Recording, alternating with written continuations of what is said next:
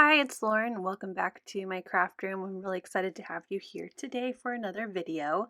Today I'm going to be using some scrapbook.com products. I felt really inspired by this floral smooth cardstock pack, so I picked a bunch of dies and stencils and a stamp set that I thought would be fun to create a floral birthday card.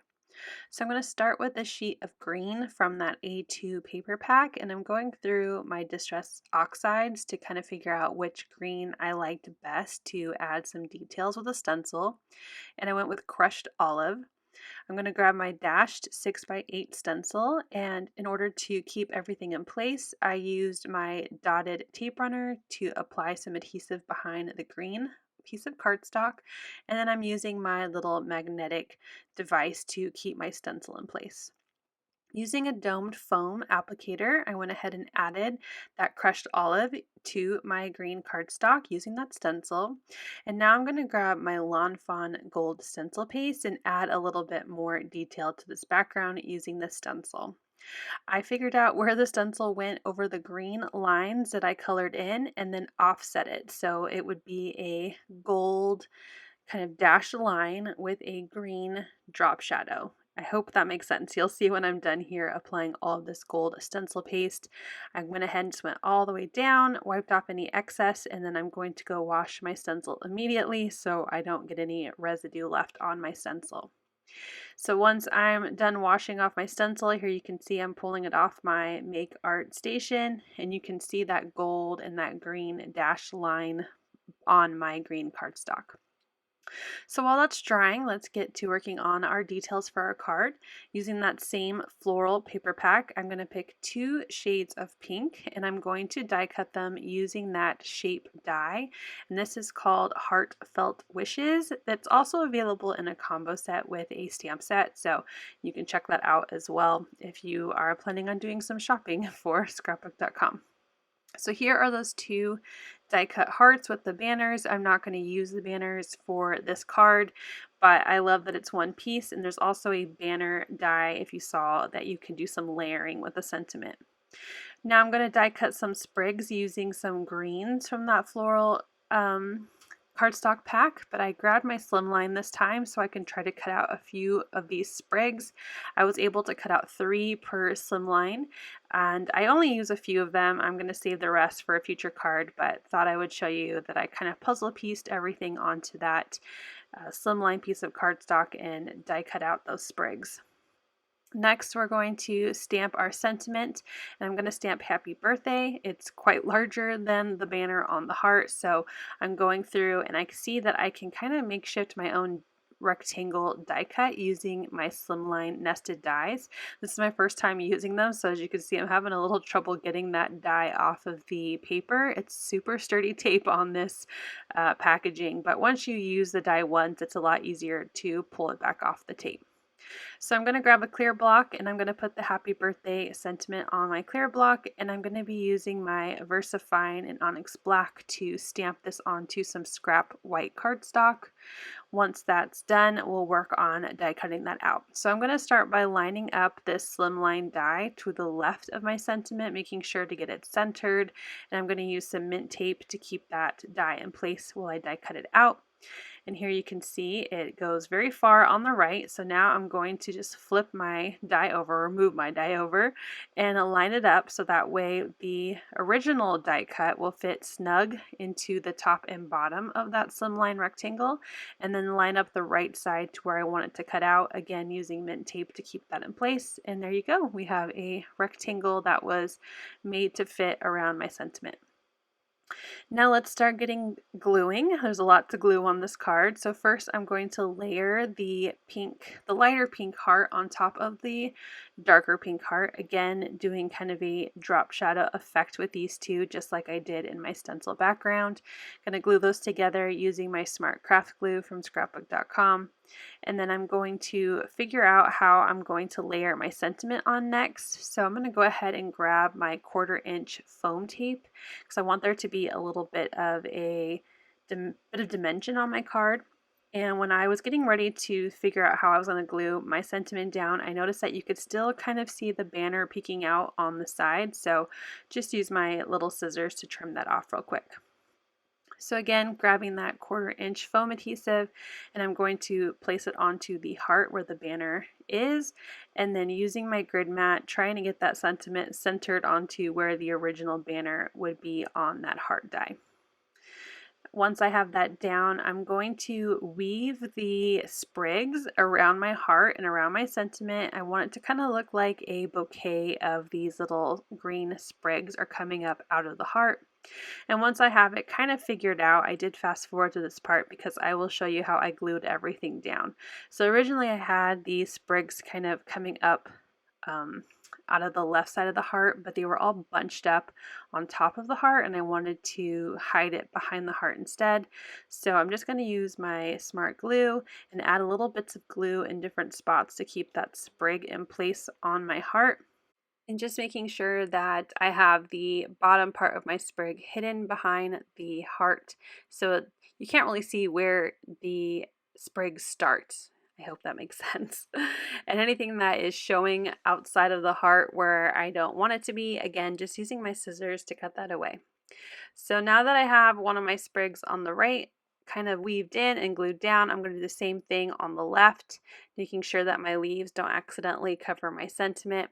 But instead of having it weave back out the heart, this time I'm going to keep it behind, just keeping a layered look, weaving in and out of those different pieces. So here you can see I have some of it kind of coming out like that leaf there, which I'm going to glue down. And then I have the taller parts in the back. Again, using glue to help keep that in place. Now this whole thing will get glued down to my background, so I'm just trying to keep my sprigs in place while I'm playing with everything. So I have 2 darker sprigs now, those 2 darker greens, and I want to add a lighter one. And this time I'm just going to glue it right behind the heart. I'm not going to do any weaving. And I didn't want all of my sprigs facing the same way, so I did flip this die cut over because this paper is double-sided in the same color. It's no big deal. The die cut does look a little bit different because of the way the pressure is applied to the cardstock, but it's such a thin and dainty piece of a die cut that I'm not worried about how it will look, and plus it's in the back, and I just wanted something to be the other way instead of having all of the same direction of my little sprigs. And then I think I wanted just a tiny bit more, so I'm going to add one more of the light colored sprigs, but this time I'm going to trim off a piece so that way it's not super overwhelming. And I'm just going to tuck it in behind once I figure it out here. I'm trying different ways to see how I can make my little bouquet look a little fuller, but I end up just kind of tucking it in the back and just making my bouquet look a little taller. So once that is all glued down, that's going to be all the sprigs that I'll use for this card, and I will save the other pieces with my die set. So if I'm going to use my sprigs in the future, I may already have some green die cut out for myself. So now adding some of that glue all around the heart, making sure to cover the sprigs so that way they're nice and secure to my background. I am using wet glue because there is a lot of texture on my background because of the stencil paste. So this will just make sure it really fills in all the nooks and crannies and secures itself down. Now, I did make a mistake here. I pulled out my, well, not a mistake. I didn't do what I was wanting to do. I wanted to die cut this down using one of my stacked rectangles, but I forgot and I already glued everything down and it wasn't coming back up, and those sprigs were not going to let me be able to trim down my background using my paper cutter. So I'm just kind of making do with how I can get it figured out. So I am using my paper cutter to trim the sides, the top and bottom. There's nothing in the way. And then for the sides with the sprigs, I am cutting as close as I can to the top and bottom of the sprig. You can see I'm doing it again here. And then I'm using my paper or my scissors to just trim that little spot behind the sprig, which isn't, it's not perfect, it's not super straight, but I think the help of the stencil in the background, you really can't tell at all. And then I used my 2 pink pieces I was going to do for layering. And here I accidentally cut off a 1/4 inch off the side and bottom like a silly goose because that's the same size as my green paper. And I wanted it to be 1/8 of an inch larger. So there was a thin layer of the light pink followed by a thin layer of the darker pink. So I had to grab another sheet, and this time I only cut off 1/8 of an inch from the top and the side, and that time it will layer how I intended to make this card. We're making do here. And then I have a top folding cardstock card base out of some white Nina cardstock. It's the super sturdy cover stock. And now I'm going to glue down my first layer of pink. Again, I didn't trim this one, so this is directly from the A2 paper pad, so I know it will fit on the front of my card, A2 size. And because I'm using wet glue, just applying pressure and making sure that it really sticks in those corners. And then I'm going to layer on the lighter pink paper, again just with wet glue, because it gives me a little bit of extra time to wiggle it around and make sure it's in the spot that I want to on my card base, leaving a very tiny border around the edges. And then finally, I'm going to pop up my green piece, again, just for a little bit of dimension. So using my 2-inch wide foam adhesive, I'm going to apply that to the back of the green. And once that's all placed down, peeling off the release paper, and then I will center that to my card. And I wanted to add a little bit more pink. I felt like my card was just really green, especially with that gold. It really brings out the oliveness of the paper. So I'm going to bring out one of my pops of color. This is a Pearl Pops of Color in soft pink, and just adding that in a bunch of different spots around the card, just really trying to bring in more pops of color as the name suggests. So then I'm going to tap the card to really kind of remove the dome look of the pops of color and make them more smooth dots.